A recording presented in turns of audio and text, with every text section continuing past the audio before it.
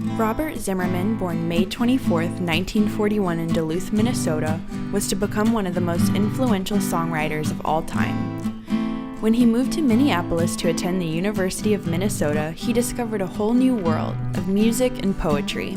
He became fascinated with the folk singer Woody Guthrie. Robert was inspired by Woody so much that he began playing folk songs at the local coffee houses. He changed his name to something a little catchier, Bob Dylan. He dropped out of college in 1961, and he moved to New York City to get his songs heard. He was a prolific songwriter who sang about social issues such as the wars abroad, racial tension, and classism. With just his harmonica and his acoustic guitar, he left audiences awestruck by his storytelling. No one could match his writing ability. Some of his most notable songs at this time include Blowing in the Wind and The Times They Are a-Changin'. He was seen by fans as an authentic artist and the voice of a generation, but this all changed in 1965. Dylan was growing tired of writing protest songs with just an acoustic guitar, and he was even considering quitting music altogether. He was simply burnt out. He wanted to experiment with new sounds, so in March of 1965, he released his album Bringing It All Back Home. One side of the record had his classic acoustic style, with songs like Mr. Tambourine Man and It's All Over Now, Baby Blue. The other had amplified music with electric guitars, drums, and songs like Subterranean Homesick Blues and Maggie's Farm. These new songs were deviating away from protest anthems. They were much more introspective and gave him a challenge. This huge change gave Dylan the inspiration he needed to write his magnum opus, Like a Rolling Stone. It's debated whether the original version of this song was 10 or 20 pages long. It was recorded in sessions for his album Highway 61 Revisited on July 15th and 16th of 1965. The finished product was over 6 minutes long. At the time, it was unheard of to release a single of this length.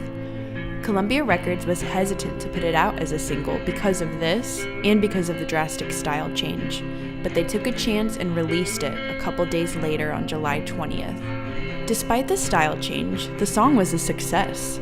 It flew up to number 2 on the US charts, second only to the Beatles song Help, and it stayed there for 12 weeks. Despite being received well on the music charts, it went the opposite way with fans. This was evident just a few days after the song's release on July 25th at the Newport Folk Festival.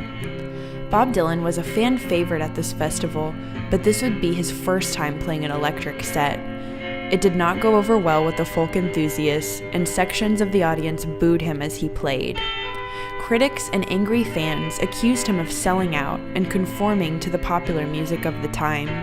But he continued to play electric sets, and he continued to put out new amplified music.